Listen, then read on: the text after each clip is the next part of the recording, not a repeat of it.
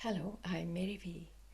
Today, let's talk about how the wrist changes as you bow. So, if we don't use our wrist when we change the bow, then we end up having a very rigid stroke like this. And it's quite likely that the bow, you're unable to have a very straight bow.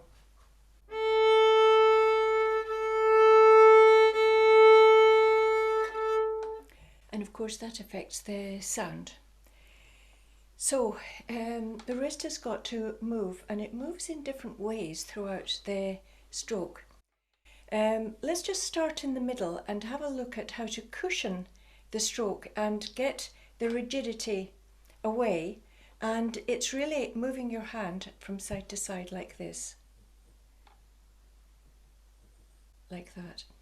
Now, when people learn this, they tend to sort of do a movement like this.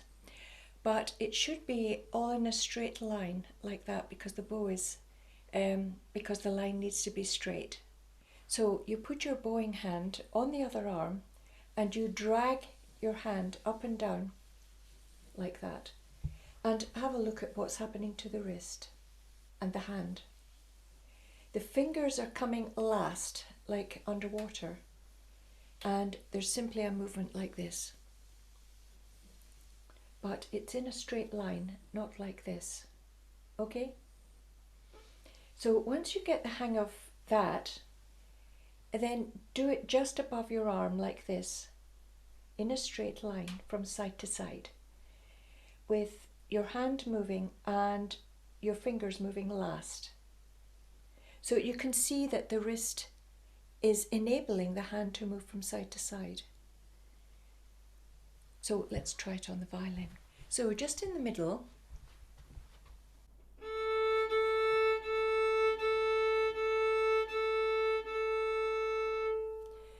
Now notice I'm not doing an enormous change of shape of the wrist or hand or fingers, because that just leads to lack of control and it's not very helpful.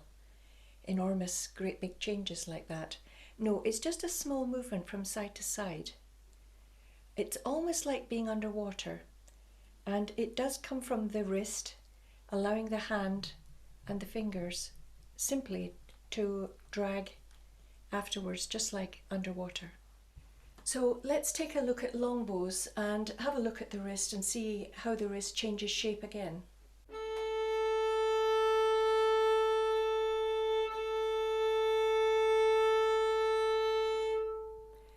So from the side you'll see the wrist changing shape.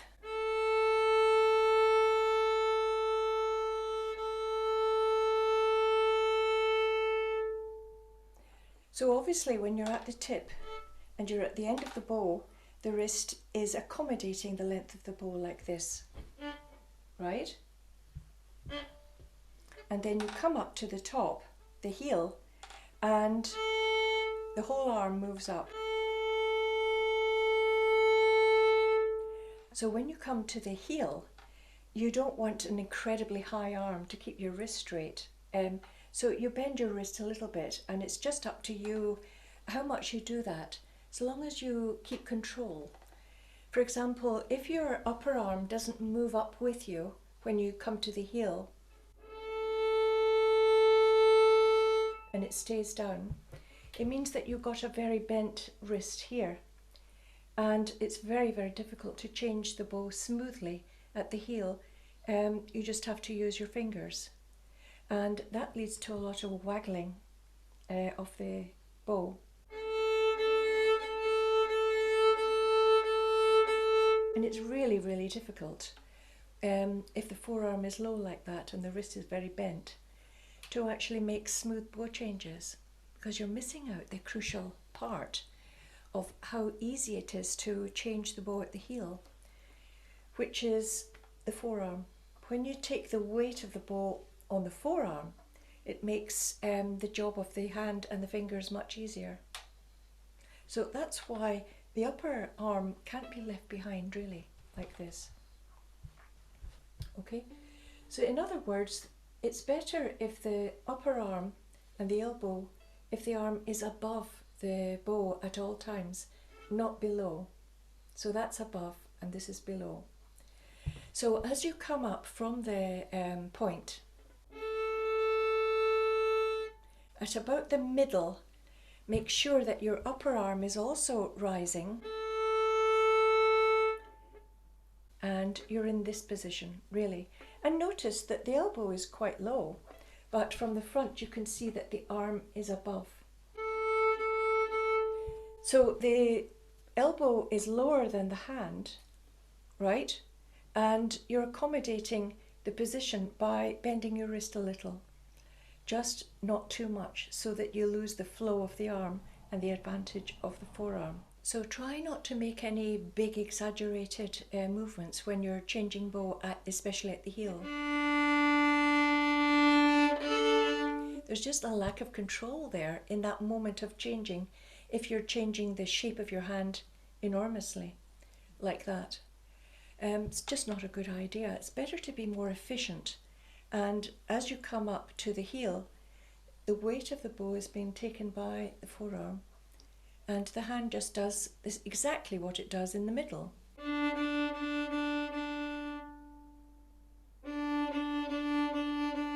It's exactly the same thing.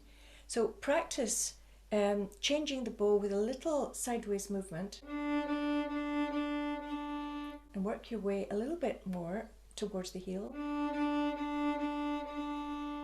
A little bit more.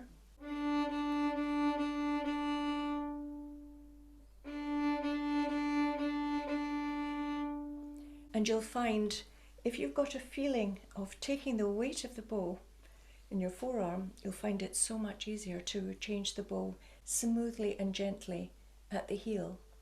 So there's a point usually in the middle of the bow where people find that the bow bounces, and it's because of a sort of handoff point between the upper half and the forearm.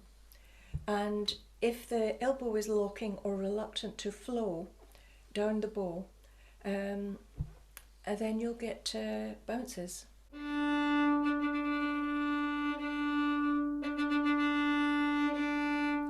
And that's simply muscular, and it's because there's a sort of handoff between the upper half of the arm and the forearm, and it happens more or less in the middle of the bow.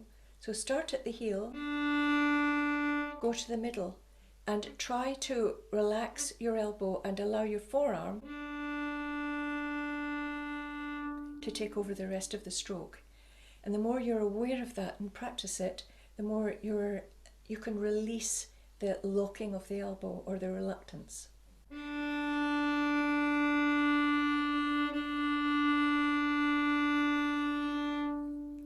So one of the best exercises to get the whole of the bow arm working is circles, like that.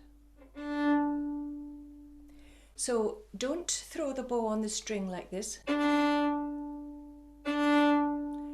There's a split second of placing the bow nicely on the string to get a nice start, and then make a circle with your hand. And notice the end of the bow is going in this shape.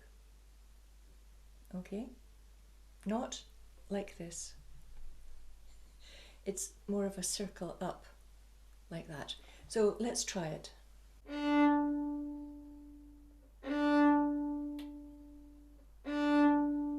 So for a split second, I'm placing the bow in the string and then I'm releasing it into a circle.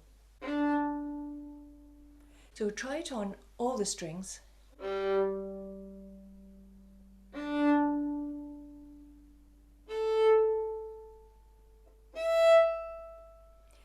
So that's a marvellous exercise for making your bow hold really flexible and involving the upper half of your arm properly in the strokes. So have a go at these exercises and just make sure that nothing is over the top or exaggerated. It's all quite subtle and very efficient. That's what violin technique is all about. So I'll leave it there and say bye-bye for now. Bye.